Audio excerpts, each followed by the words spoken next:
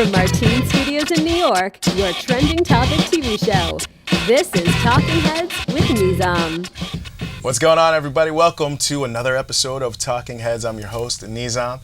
And to my left, I have my distinguished panel, starting off with Ashley, Devon, and Keith. We're going to jump right into it today. My favorite segment, what are you watching, Ashley? I've been watching this new show on HBO. It's called The Leftovers. Leftovers? Yeah, it's really, really interesting. It's basically everywhere in the world, 3% of the population just disappears one day for no reason. There's no explanation. Fast forward 3 years, and it's this one particular town dealing with all the repercussions of if they lost a loved one or their friend has lost a loved one, and like what their life is like, what their guesses as to what happened to these people. And now little things are starting to pop up in random places, like keys that weren't there before. So it kind of leaves you wondering if these things have disappeared and now they're coming back. Are the people going to come back? So it's very interesting. It's from the makers of Lost. So I don't know how. Yes. I watched like the first 2 episodes. I might go back to it. Yeah. But Lost me. So I don't know. Yeah, it's really good. I think it's good. The character development was great. You can watch, even in the first episode, you know who every character is and what their life is about. And I thought it was really good. I heard it's a really sad show, though. Is that? Yeah, it's a little sad. Little bit. It's very emotional. Like, it stays with you after you turn it off, Devon, what about you? What are you watching? Well, I got to be honest with you. Right now, it's football all the time. Oh, my man. Who's your team? Packers. Packers. It's a long story. We'll talk about That's another show. But yeah, basically right now we're doing a lot of like podcasts, watching NFL Network pretty much all the time, trying to get ready for the fantasy season. Yeah. You're in like 3 or 4 leagues these days, so kind of is what it is. But when I'm not watching that, Suits, I'm catching up on it. Oh, really? The new season is getting ready to come out, so I'm pretty excited. I haven't been like as diligent in watching it as I should have been. So I'm catching up on the last 2 seasons, making sure I know everything, getting to see my girl Rachel as much as I possibly can. Suits is another one, man. Like I can't. My man has been like, how long can you go on and you're like not really, you're a lawyer, but you're not really a lawyer. Listen, I said the same thing the first series, but then the way that they just continuously develop the story and all the different relationships that have been off of there, it's amazing. I suggest you just tune in for 1 season, and if you're not hooked, I'll forgive you. I'm gonna have to binge watch that one. Yeah. Keith, what about you? What are you watching? I've just gotten a Netflix account, so all right. So what's I heard of the show Orange Is the New Black. Yes, that was great. Oh, you're on it? Yeah. First season, second season? I'm halfway through the first season right now. Second season's even better. I know, and I was like, all right, girl on girl action. I'm so excited. But the storyline is really good. I don't know about the girl on girl. I don't know if you want that. I was like, some of them, no, it's definitely not. But I was surprised to see like. It's like Oz, but the storyline's so much better. I think, and I'm really like I gotta turn it off at the end of the night because I'm like watching 4 episodes. I'm like, it's 1 o'clock in the morning. I should get to bed. Do I have time for one more? Yeah. If you're on Netflix with Orange Is the New Black, then you gotta get on House of Cards. I heard House of Cards, man. It's Kevin Spacey, right? Yeah, first season I was like, what? I was like, that's crazy. Yeah. And the second season was that much better. Yeah, exactly, right? And they just put them out. I mean, with those shows, it's like first season, boom. Yeah. And then they're like, we're done with the second season, boom, and they just put it out. Like, just go watch it. It's so much better. I mean, it gives at least the audience a better, how they want to divvy it up and how they want to watch it. I think they're going to give HBO a run for their money with some of their shows that they're producing. They're doing some really good stuff. Yeah, and it's like HBO's dwindling out. They have leftovers. What else do they have? True Blood's gone. It's gone. Game of Thrones is in there. Are they in there last season? No. They're still going strong? They're going to go, yeah. Game of Thrones is strong, but I don't even know. Like, Girls, I don't even know what else is strong on HBO anymore. See, the problem with Netflix, though, is that when House of Cards comes out the next season, there goes my Saturday night. I'm just going to watch the entire thing back to back. Saturday and Exactly. Nothing wrong with that, man. Little binge watch. Well, House of Cards takes place in D.C., and this doesn't necessarily, our first topic doesn't necessarily take place in D.C., but we got to talk about Congressman Tim Ryan. He's out of Ohio, and he did the Live the Wage challenge, and he and his family lived on $154 minimum wage for 1 week. So Ash, let's start with you. How do you feel about this challenge and this congressman? Basically, they were saying that a minimum wage worker would come home with $77 per week after paying housing and taxes. So he and his wife were both making $77 a week. they have children and they have a baby and they tried to grocery shop. He didn't even make it the full week. He made it like 5 days. And he attributed some of that to like, oh, I was on the road, so I bought Burger King one day. And I had to buy my kid medicine and stuff like that. Which, you know, I think it's cool that he tried to do that. However, like, you know, people who live on minimum wage were saying, well, if we were on the road, we just wouldn't eat. You know, we'd wait till we got home and make something like pasta for the whole week. Right. That's inexpensive that we could live off of. So, you know, he's trying to change minimum wage from, I think, $7.43 an hour. It's I want to say the national is $7.25. Yeah. But he wants to raise it to $10 and change. 10.10, I think. So yeah. But I think it was very interesting, and I think he does make a point that it is difficult to support a family of I think 4 or 5. I think on his first day, like in the first couple hours, he had to buy his kid medicine. I think so. Yeah, it was $24. So he said that, like, just coming out of it, they were already at a disadvantage. Yeah, the first couple hours, he was like, "Wait, hold up." You know, Devon, what do you think, man? You know, I actually really like the story, but then I don't like it for a couple of reasons. But I like the story because it gives national attention to something like this. I mean, obviously, it's one of those polarizing things in the country, and it's something that I think that we really need to have conversation about and talk about. But at the same time, don't just dip your toe in the water. Go all the way in. I mean, if you're gonna live on $77 a week, and knowing that you're gonna have your $174,000 salary to go back to, it makes it a little bit of a different mindset.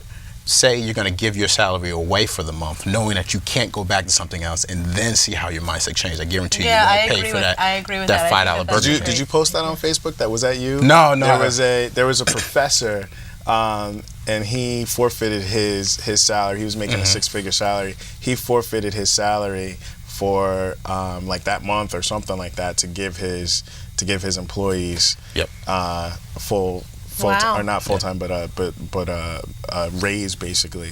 Yeah. One of the things that I know the congressman did say was, like, they have medical insurance, which was a huge bonus for them, that they don't have to worry about medical bills or going to a doctor like possible minimum wage workers. Yeah. They might not have medical benefits and things like that. So. Keith, what do you think, man? I like it. I think it's great. Don't get me wrong, it does bring national attention to it, but at the end of the day, you're going to up it. And let's say we do up it to 10 and change. Then companies are going to say, oh, I have 10 and change I'm paying out to this employee. Let me cut back his and hers job and give those 2 jobs to this one guy because I'm giving him more, so I should make him do more work. So I think it's good, but I think when companies realize they have to pay more, there's going to end up being more employment, because why not? Why am I going to pay more, lose more profit? And I could actually just give these jobs to other people and double up on your job, and make you do more.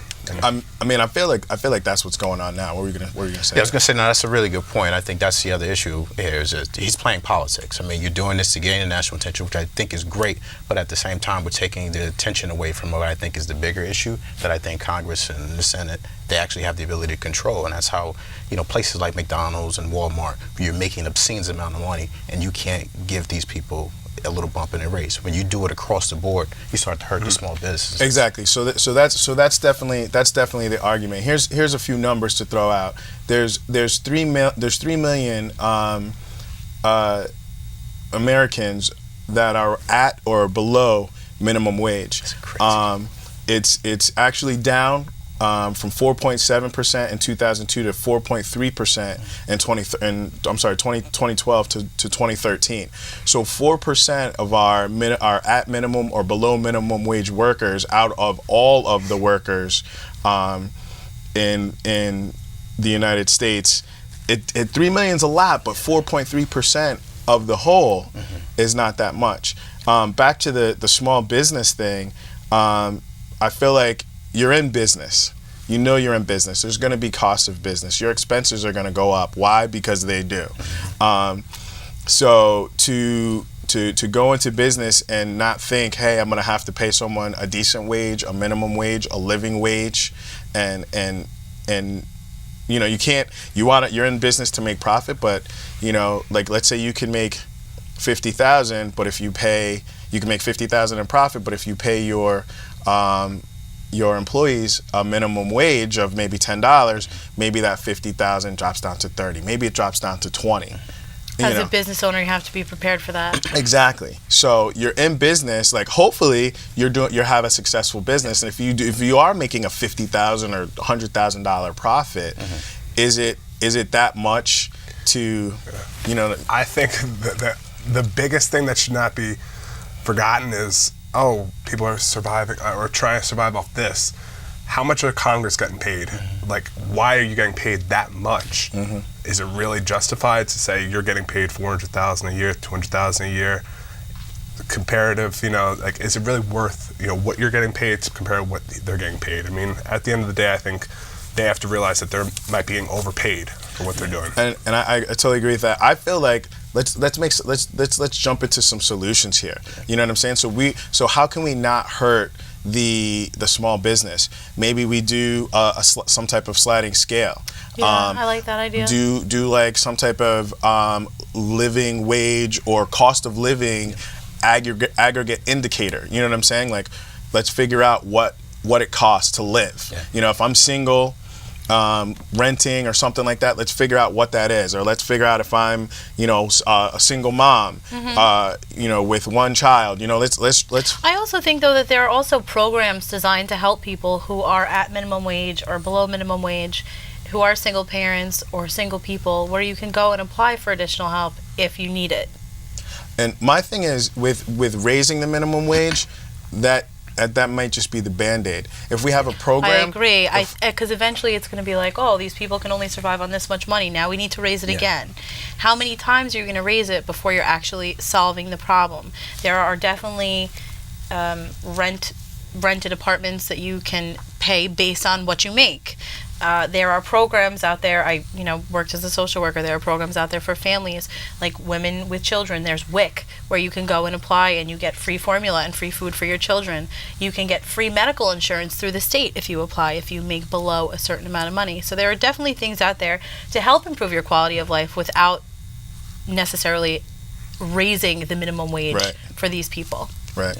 I feel like we could even do something where, maybe put a cap on, I hate to say put a cap on capitalism, but if we could put something in place to where, the more you get paid, the more you have to pay that bottom person in your company, And I like that. So if I'm making 100,000, 200,000, million, billion, whatever, that low man on the totem pole has to, there has like some type of sliding scale or something like that where. Well, I think what we got to do is we got to go back to what the original issue is. Like, over the last 30 years or whenever minimum wage was put in place, it was put in place for, retailers, fast food restaurants and things like that, like high schoolers, kids who are in college to go out and make some extra money. Right now we have families trying to live off that, and we have to get back to a place where, back in the day we had Ford, GM, and all these other places that were big manufacturing like warehouses where you can go, you can make a decent amount of money. You don't have to be the most educated person in the world, and you can attain the American dream because you're making a decent amount. We don't have that anymore, which is why you see all of these people that have families moving into these jobs that frankly, they really shouldn't be having. So we've got to get to a place in this country, particularly, where we provide these opportunities for people to go ahead and do more for themselves, and we can give these jobs back to the people who they were originally designed for. Good point. I'm seeing more of a gap, too, in where it used to be, you can come out of high school and get a decent job, 30 years ago or whatever. Now it's like college students are getting the better jobs. Now it's getting even more competitive where you need a master's for a lot of jobs. Your kids there, that's probably going to be something. There are people who have masters that are getting the really good jobs, and I feel like there's no in between these days. I agree. Really, that was a really good point that you made. Is that and Ashley, you piggybacked on it. But yeah, we need to. That's what I feel like. We need to either get some of these people some of those skills, make those. Don't give them stuff. Give them education. Give them something. Workshops or programs where you can go and take classes or something like that. All right, so let's move on. We could talk about that all day. So there's a salon called I think it's called Hair On Salon. They have a shock promotion going on. They have like needle pens, and you can see you can't really see them in there, but they're going with drug paraphernalia, I guess, to sell their product. Keith, how do you feel about this? You know, I know it's not good, and I get the whole youth thing. It's not a good influence, but I think we're past that nowadays, and there's so much accessibility for children to go online and look up stuff. Like, kids nowadays know more things than I do at 28. So I think, don't get me wrong, I don't condone this at all. But if it's selling, it's selling, and that's the bottom dollar. If people are buying it, they're buying it. So this national headline that they're getting for this, they've got to be doing something right. And, you know, granted, it's in the negative connotation, you know, but it's making them money, so I can't hurt them for that. Yeah, I feel. You know what I feel like whenever there's outrage, whether it's this or whether it's minimum wage or whatever it is, when people are like, "Oh, I'm so out, I can't believe it, it's crazy," you know, like all this outrage is just another opportunity to take action. You know what? If you have kids, pull your kid along. If you have a niece and nephew or whatever, pull them aside and be like, hey, like, look at this. You know what I'm saying? Like, look at this guy. He's, you know, this congressman. He's living on minimum wage. Look at this salon. They're promoting drugs. Don't do drugs. They're you know? teamed with Urban Outfitters, which primarily sells clothing to teenagers. And the whole thing is that there's this heroin epidemic sweeping the nation. And, you know, whether that's true Breaking or not, Bad, you know, there's a lot of things out there. And they're selling these hypodermic needle pens.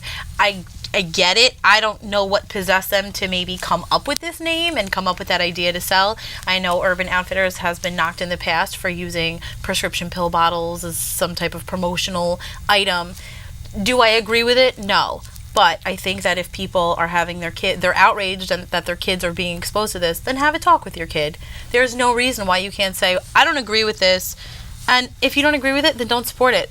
My guess is that your 13-year-old is buying clothes because you're giving them money to buy the clothes. Right. If you don't want to support it, then don't support it.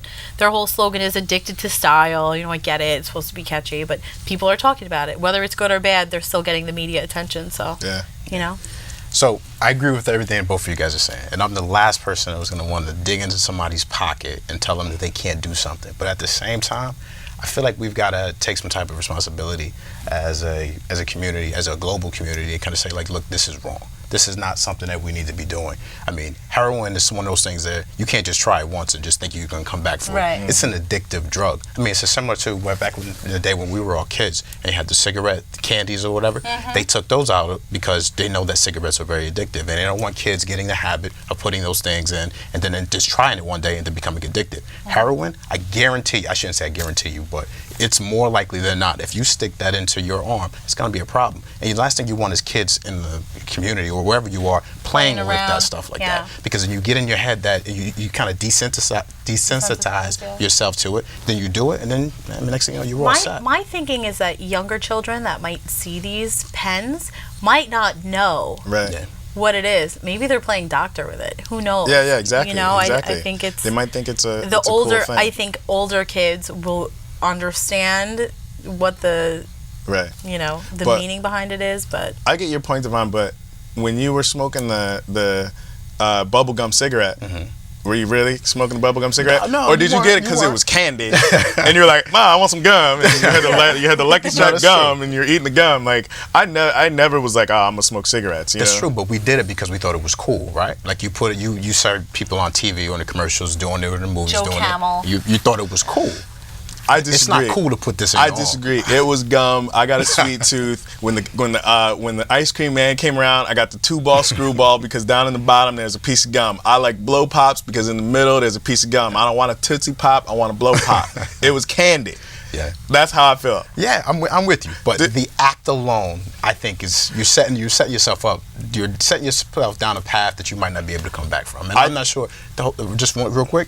The name alone is a problem. If you didn't want that association with it, name it something else. Right.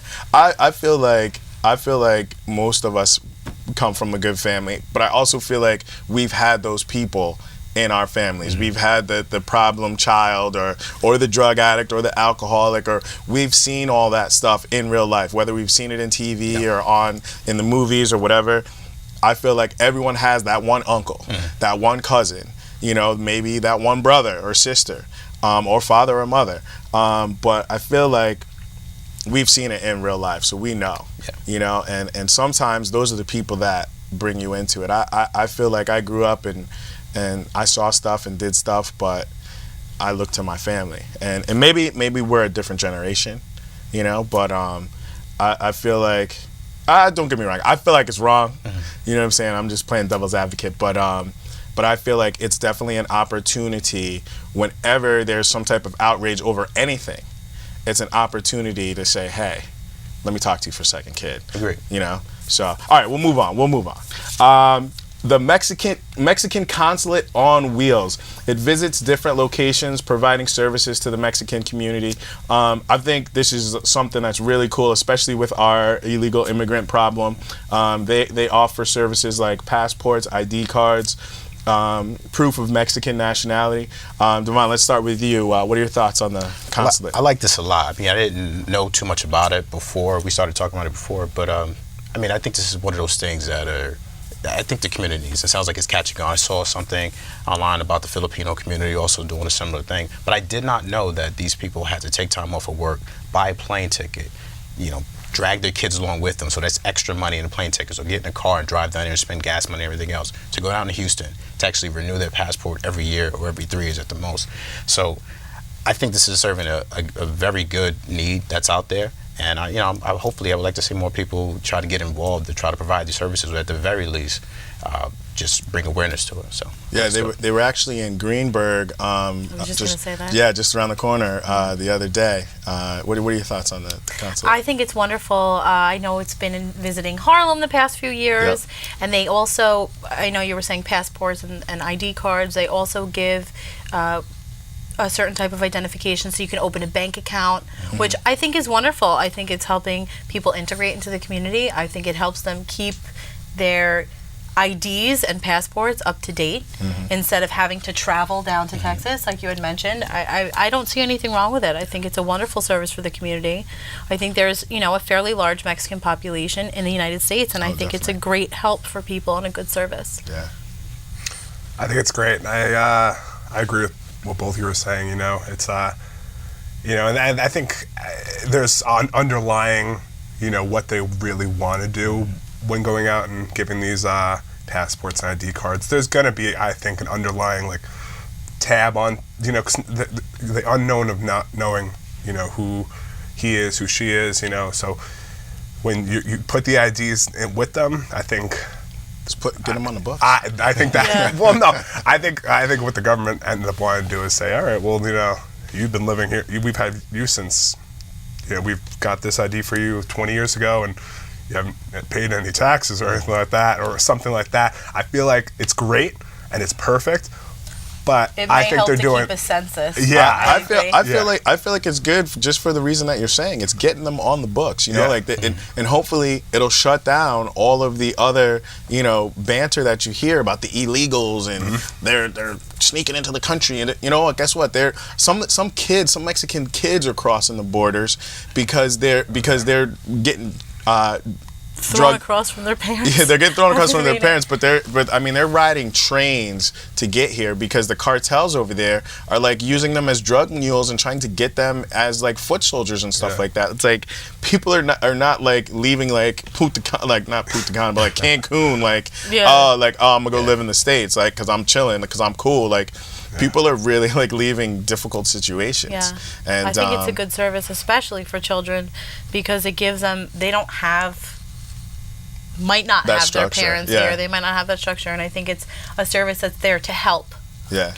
So my thing with this is, just real quick, is if we can do this with Mexican passports and everybody else, why can't we do this with U.S. type stuff? If we really have this big problem that's going on, think about that why too. Can't we just put some buses out there and let's invite people to come and say, hey, look, bring your documentation, let's get you on the books, let's get you all set up, and people won't have to wait this 2 or 3 years period, whatever it is they have to wait now. I don't think that they come out. I think it's been tried. That's a good question, but I think it's been tried, and I don't think it's a big draw. No. Nah. You know how hard it was to get my license? I had to come back like 5 times. They were like, your name was folded in the wrong area. It might not be you. And I'm like, I think it's a good thing, and hopefully it'll get some people on the books, and hopefully they just do the right thing. Hopefully they're not here to do the wrong thing, and maybe we'll find it out in 10 or 20 years when they haven't paid their taxes. That's what it is. It's we're all in it together, and at the end of the day, you know, but you're not doing is only hurting, you know, the people you live with, you know, and at the end of the day, you're living with them, so, you know, we're all one. Yeah. But to help each other out. The cynic out there is going to say, but they're still not paying taxes, so. Well, hopefully they will be. Hopefully, and hopefully part of this, I think this is great, and it's the Mexican consulate coming over and doing a good service for the United States, and hopefully we'll get everybody on the books and or get as many as we can and move forward, and we're all in this together, and we're all going to pay our taxes or whatever. And it'll be a good thing. Should I have one more topic, or we can do You Care? What should we do? I like Do You Care? All right, Do You Care? Do You Care? We got a little bit of time left. All right, so Do You Care is basically like kind of quick fire thing. It's a yes/no answer. If you have to explain, you can. But I'm going to start with you, Ashley. Sharknado 2. Do you care? Not really. I'd watch it, but I mean, I'm not too excited about it. All right. Didn't make a difference. Devon, Sharknado 2. Not in the least. Are you did you see Sharknado 1? No. Oh, Sharknado 2. Of course. Yeah, my man. All right. All right. Frozen. I love Frozen. Yes, I care. Could care less. Oh, come on, guys. All right. I have the soundtrack in my car. Okay. Brody Jenner didn't go to Kim Ye's wedding, but he went to Bush's wedding. How you feel about that? Do you care? No, I don't care about the Kardashians. This is a big deal. Thank you. Keith? This is true, yeah. I agree. All right. This is a big deal. Whitney Houston's biopic. They want Bobby, her daughter, to play her in the movie, but Angela Bassett said no. Big drama going on. Do you care about Whitney biopic? No. Do you care? I kind of care a little bit. Yeah, exactly, right? Yeah, it's Whitney. Yes. Icon. You gotta have somebody good. All right, you know what? That's all the time we have for today for Talking Heads. Thank you guys so much for coming out. Hope you had fun. You can check us out online at wpcommunitymedia.org. Just look for Talking Heads. You can also check us out Friday nights, 8 p.m., Verizon 45, Cablevision 76 in the White Plains area. So check us out on TV, and we will see you again real soon. Have a good one. Attraction.